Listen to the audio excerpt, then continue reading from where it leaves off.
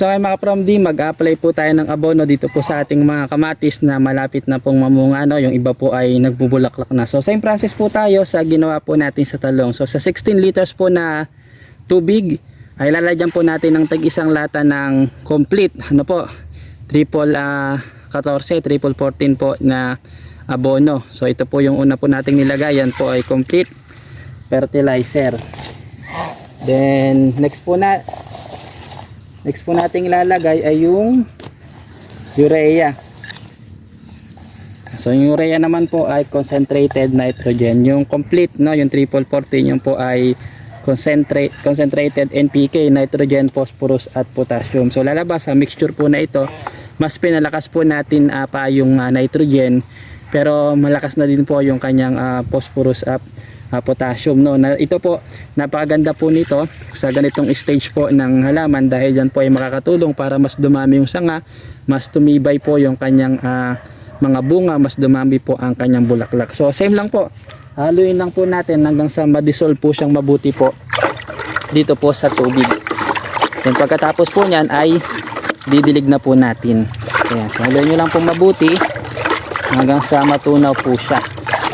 So itong tinanim po natin na kamatis mga ka-From D, ito naman po ay hindi ganun kadami, no. Ilang puno lang po ito na libre lang po galing sa DA, at mga siguro pang gamit-gamit lang po natin. At malaking tipid na rin po ito dahil napakamahal na rin po ng kamatis ngayon, at hindi na po natin kailangang bumili. Haluin lang po natin mabuti hanggang sa po siya ay ma-dissolve, then i-apply na po natin sa ating pong mga tanim po na kamatis.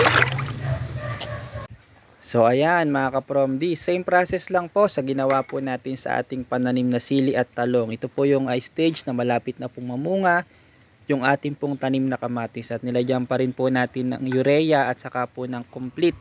Pinaghalo po natin, no, yung tig-isang lata ng sardinas sa isang timba na 16 liters. So sa susunod po na pag-apply po natin ng abono ay yung triple 14 na lang po ang ating gagamitin, yung complete po, dahil tuloy-tuloy na po yan sa kanilang pamumulaklak at sa kanilang pamumunga. Pag maramihan po ang ating tanim, nag-apply din po tayo ng mga foliar fertilizer para mas tuloy-tuloy, mas maparami at mas maganda po yung pamumulaklak at pamumunga po ng ating mga pananim. So ang sa sekreto, kailangan po ay bantayan nating mabuti at alagaan nating mabuti ang ating mga pananim para makaasa po tayo sa magandang bunga. At syempre, higit sa lahat, yung tulong ng Diyos.